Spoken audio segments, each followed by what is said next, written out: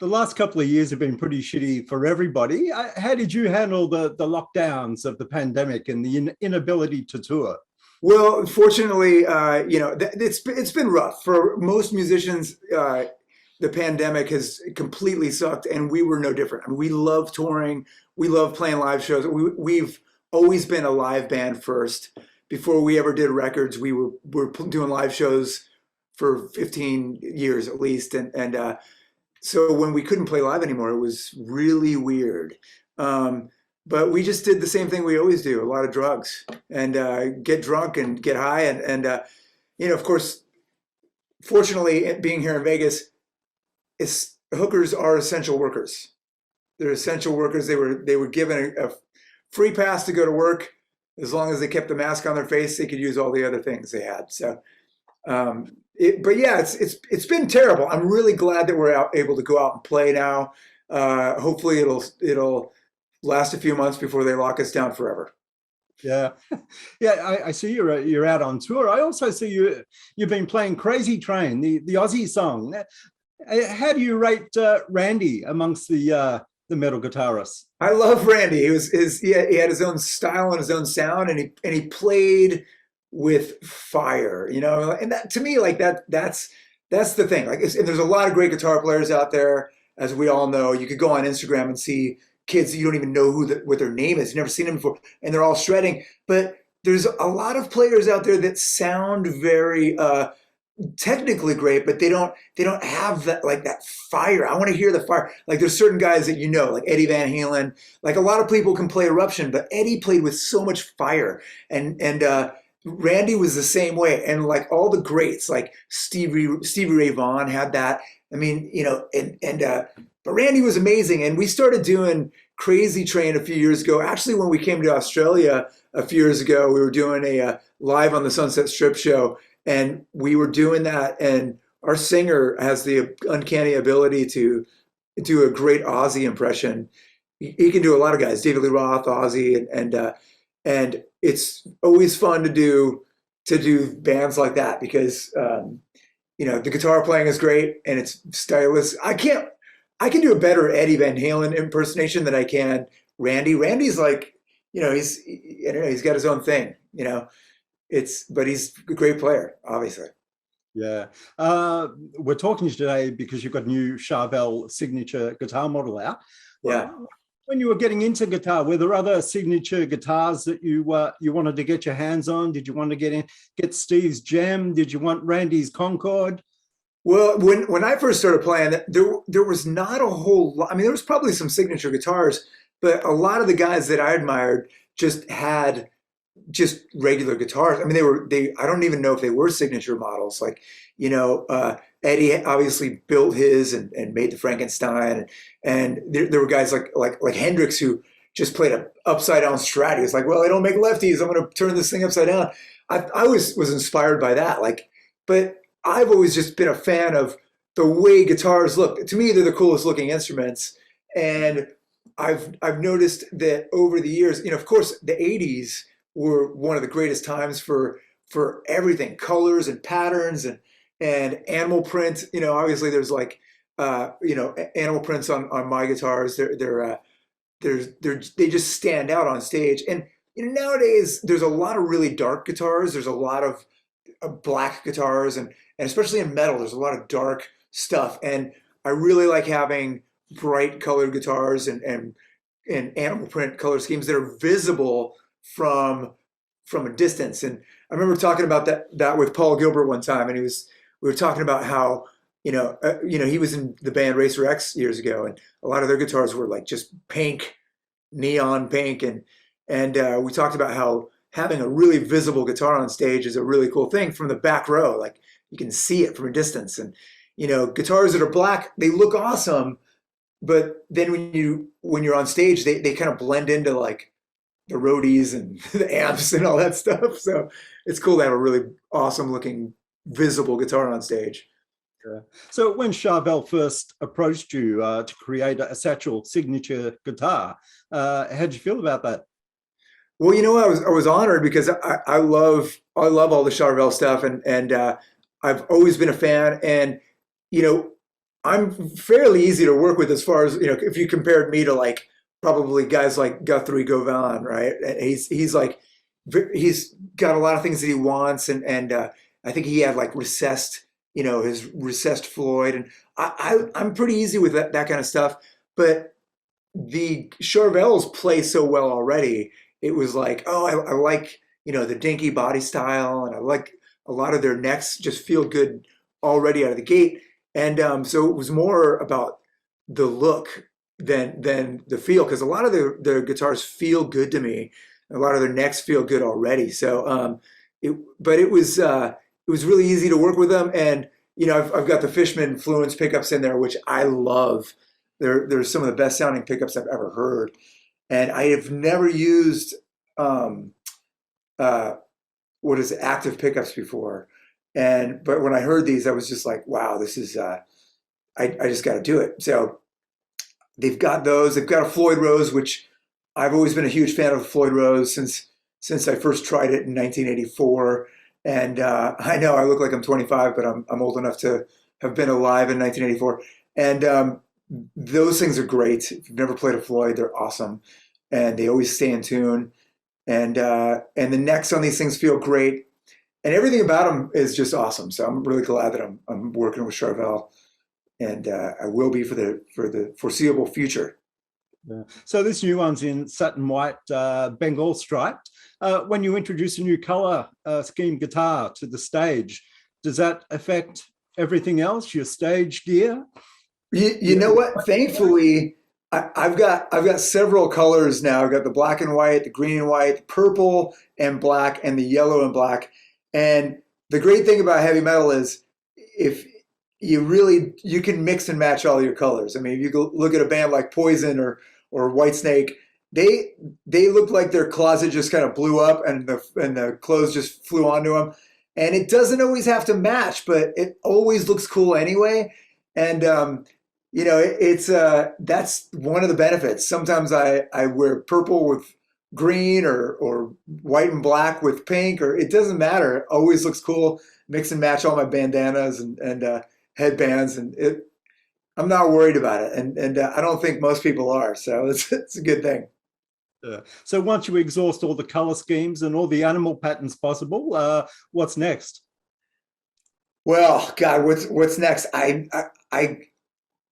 fortunately, I don't really have to worry about that because there's so many. That's like asking the question to Captain Kirk. When you're done exploring all the planets in the galaxy, what's next after that? Well, there's just so many planets that I don't think I'll ever be able to wear out all the color schemes before I have to, and so I don't ever have to really plan what's next. There's too many combinations. It's a good thing. I believe the band has been recording a new album. What can you tell us about it? Well, I can tell you it's going to be the greatest Steel Panther record ever recorded.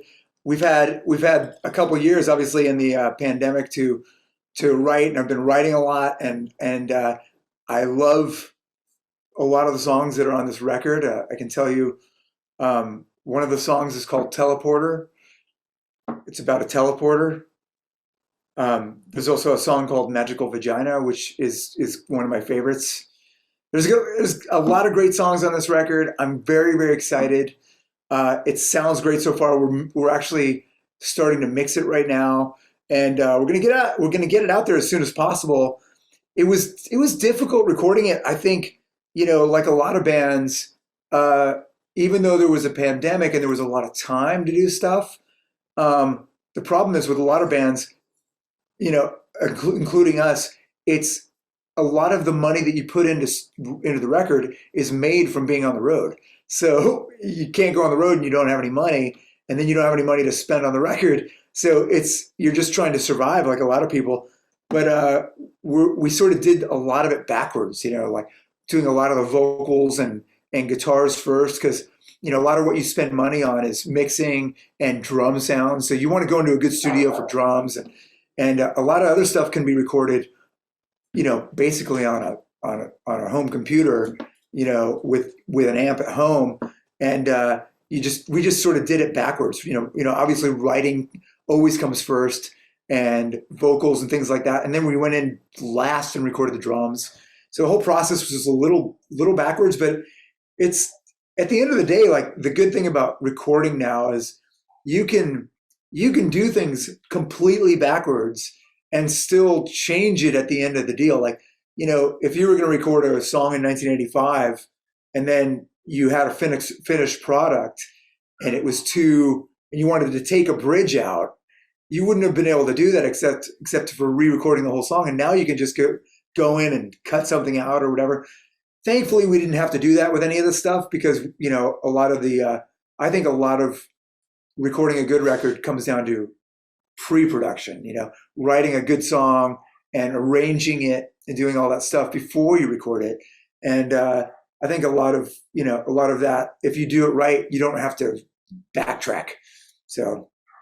Yeah. So how fussy are you with your guitar takes in the studio? Do you like get them done in one or two, or do you go over and over until it's perfect? That's a really good question. I think for me personally, I would imagine it's probably like a lot of guys.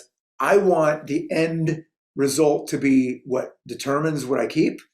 So sometimes I could, there are solos that I've recorded that have been one take, and I loved them right out of the gate. And there's other things that that I like to just improvise many takes and then listen to what I hear. And sometimes I comp them together. So I'll take different parts from different solos. And a lot of times I will compose as well because, I really enjoy composing songs and melodies and I feel like a guitar solo is just as important to be hooky and catchy as a chorus or a vocal melody for a verse.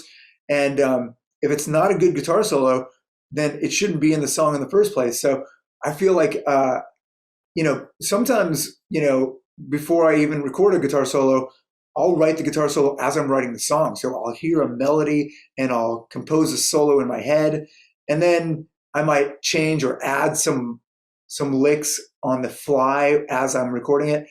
But it's a combination of all those things: composition, improvisation, and then sometimes taking different takes. But at the end of the day, I think it's about having, for me, the goal is having it feel like it was improvised, but sound like it was composed. So I want it to be hooky and beautiful and something you're going to want to hear more than once, but also feel like it was spur of the moment and really just out in that moment. And sometimes that's the best thing is improvisation. And I love all of that stuff. And that's to me the beauty of music is that, sometimes an improvised solo can be just as beautiful as a well thought out melody. So, and they're all great. So which guitar part on a Steel Panther song are you most proud of? Which guitar part? Wow. They're all so brilliant.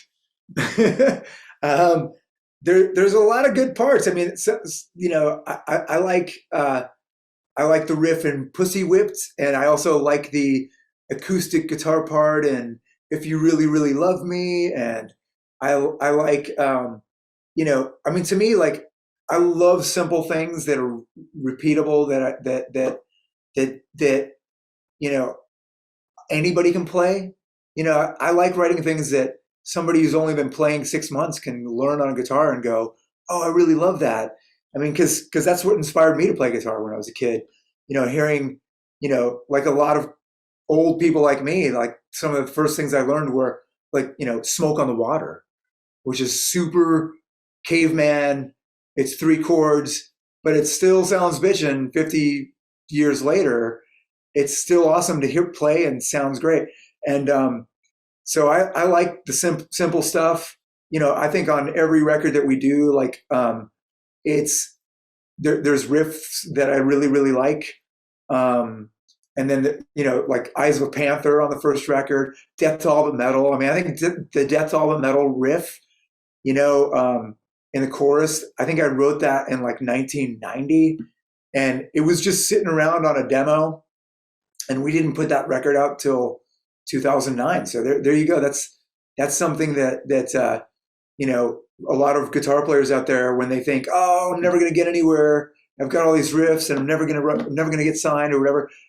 Don't ever give up, because sometimes you got these riffs that you wrote 20 years ago, and all of a sudden you find yourself in a band that's everything you ever wanted to be in, and all of a sudden you're doing a record for Universal or whoever, and you've got this treasure trove of riffs, and you can put them on a record all of a sudden. So that's kind of what happened to us, and there's still riffs that I wrote 20 years ago that I'm like, oh my god, I can use that now, and I can put it on the next record. And there's probably going to be things on the next record that we do that we're sitting around. I've been trying to get on a record, you know.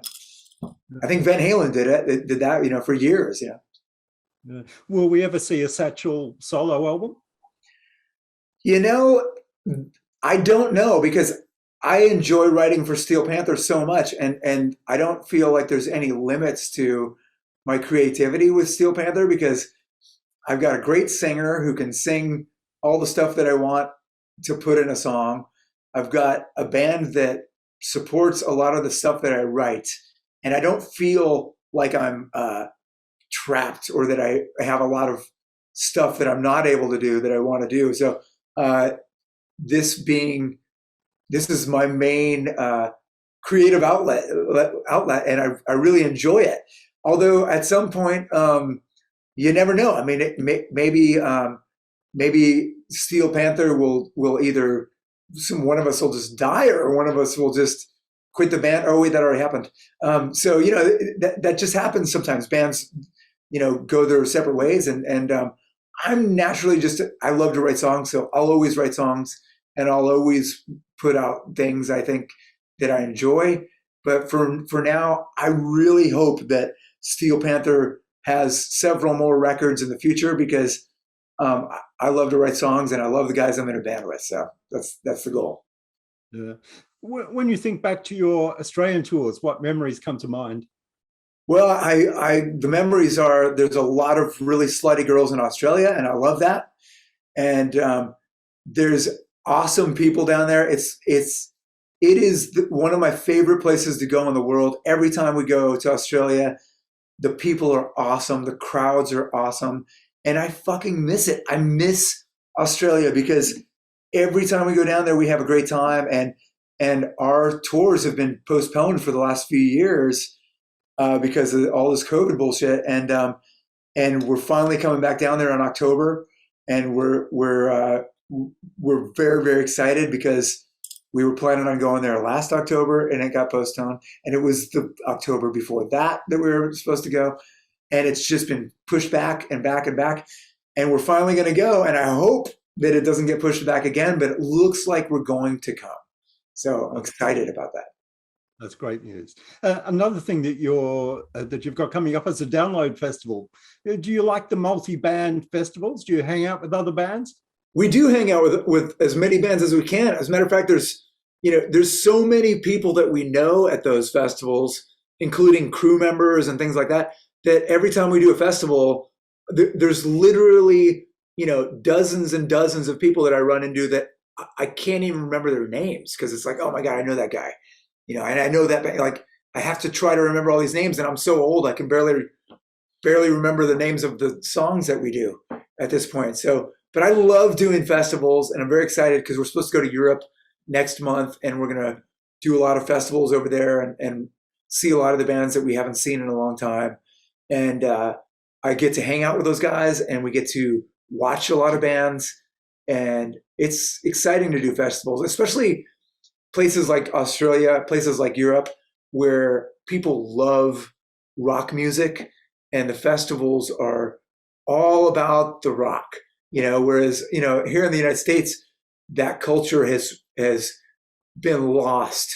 You know, there's a lot of festivals it's really just driven by drugs, which I'm totally fine with. But, you know, unfortunately, a lot of bands that are on the festivals over here, nobody really pays attention to them, because a lot of it is not about the music over here. So there are still some rock festivals, you know, like Rocklahoma and Rock on the Range, and there's there's some good ones, but there's also a lot of festivals that have nothing to do with music over here. So European festivals, Australian festivals, I love all that shit. We're supposed to do a Japanese festival that's I think that's God, which one is, I think that's, I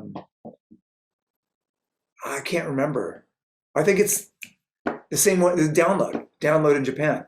Yeah. So we're doing that one as well, and that'll be fun. A lot of good heavy metal bands of that. Yeah. So how many Charvels are you taking out on the road with you? Well, the good thing for me is that a lot of the songs that I write are in standard, well, not standard tuning, but like down a half step, but they're standard tuning, just dropped down or drop D, which I just is very easy to do with with these guitars. So a lot of times when I'm on the road, I usually just take a couple guitars, one for each tuning, and I can use them both as backups because I can switch between tunings on both guitars. And it makes it really easy to only have two guitars because you travel light.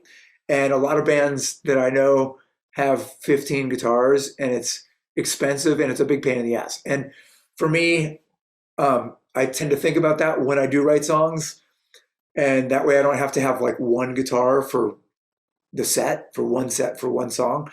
And because I hate that shit. I mean, but I enjoy other tunings, and there are certain songs that we do, like That's When You Came In, and there's some different tunings for us, but the majority of our songs are standard, Van Halen 1 tuning. So it's down a half step, standard tuning. So, but it does make it a little harder for me to pick which colors I want to use. So I'll probably be taking the white and black one, the new one, and then I have to choose between the green and black, or the yellow and black, or the purple and black, and those are all tough choices. So it's just color schemes, Satchel, it's been great to catch up and chat, and we look forward to seeing you back here in Australia soon. Yeah, it's great talking to you too. Thank you very much, and I hope that when we come down to Australia, we get to hang out, and you get to do a stage dive at. Are you in Melbourne or Sydney? I'm in Melbourne. Oh, Melbourne, cool. Yeah, I really like some new Melbourne bands. Oh, I got into somebody turned me on to who is it? Amel and the Sniffers. Yeah, yeah, I really like that band. She's got great attitude. They're a great band, and that just goes to show. I hear a band like that, and it inspires me to write songs, like because they're all young and they've got all this energy, and they don't give two fucks about anything. They just want to write songs, and I love that band. They're great. Like that's just proof. Like there's a song that they do, and the guitar solo, I think it's called Hurts, and the guitar solo, the guitar player is just like rocking this guitar solo, and you can tell he's like doesn't really give a shit if he's even in time with the drums. And she's just in the video, she's just twirling around. And to me, that's like the greatest thing. Like you've got this band where everybody's just having a blast, and they're writing songs about whatever they want to write about, and it's awesome. And to me, like, that's great. Apparently the rock scene in Melbourne is kicking a lot of ass right now. So I can't wait to come down there and go hang out in some clubs and see some bands. So all right, man. very exciting. Great. Thank you. Awesome.